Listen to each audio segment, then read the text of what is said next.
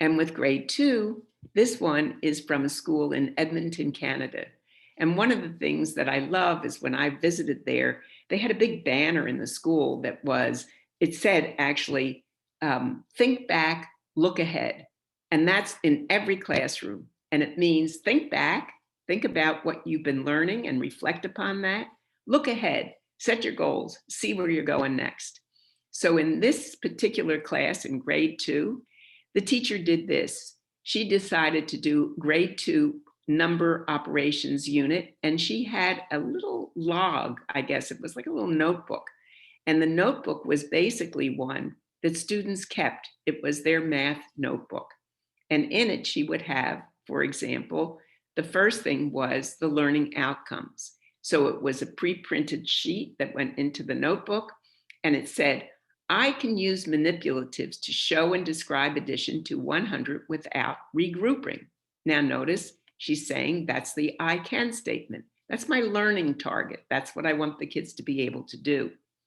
Then she said, use manipulatives to show, and she gives them a problem so that they can show how they're going to be able to demonstrate their adding 25 and 33. And then the other one is, create another problem of your own to demonstrate your understanding. So don't you love the idea that she gives one, they give one? And the evidence is when you make one up, can you make one up? That's often a challenge, especially I like this when I see algebra teachers doing things like this. And kids make up very complex problems, and then they have to solve it. So it's really interesting to see how much do I understand the dynamics of the problem solving? And then how do I show you evidence of it? And then the date when I got it, I understand it, it's mine now. I'm managing myself, I'm self-assessing, I'm beginning to see how to manage my learning targets, how to make them happen, how to work on them, and then how to show you the work that I'm doing. This one was one that was co-created in a second grade. And this was by a teacher in Texas. And what she did was she decided that she was going to have the kids start to be more self-assessing. This was based on fluency rubric that she had for the learning goals around reading aloud. And so what she did was she had them first co-create the rubric. What do you need to do to be more fluent? And obviously she worked with them and they came up with accuracy, rate, expression, and phrasing. Now that's no coincidence. Obviously, we all know that. These were the key ideas that she was teaching them. However, what they did do was they started to co-create with her. So what would it look like if I were accurate? And they have just 3 options. 1, I'm not getting it. 2, I'm almost there. And 3, woo, I got it. And she would give it. They came up with 4 or more mistakes. Don't go back and reread mistakes. If you have 2 or 3 mistakes, go back and reread some mistakes. If you have 1 to 2 mistakes, go back and reread all mistakes. So they're now beginning to understand this, and they look at it.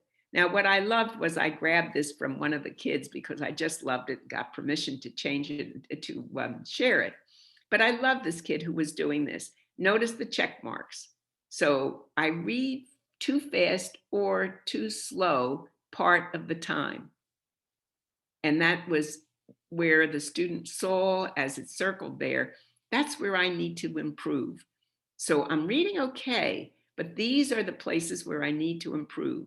And then notice finally the check marks. I get it. I know where I am and I'm now reading better.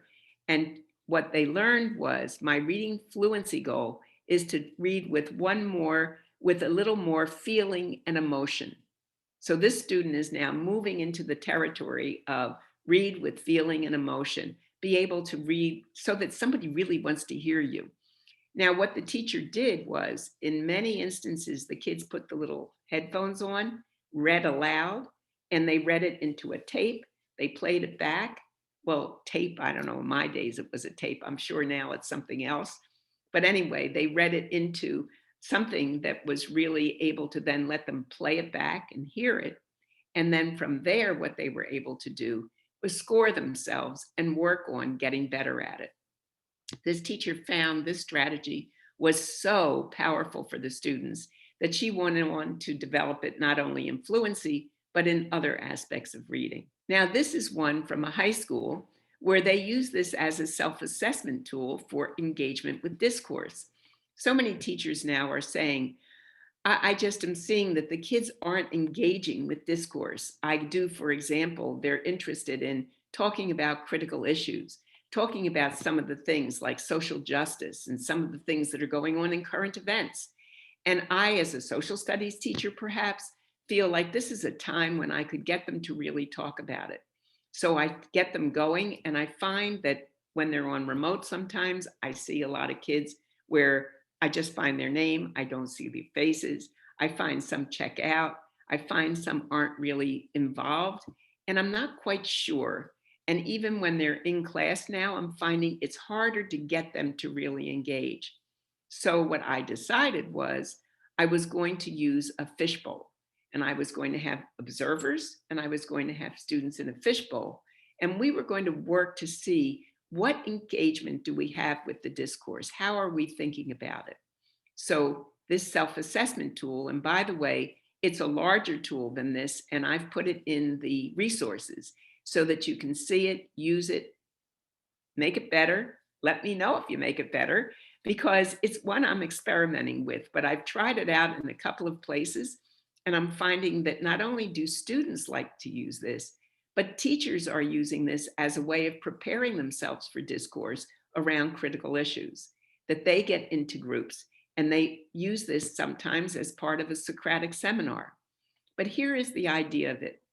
The idea is that this is a continuum in which every place in the continuum is stated positively.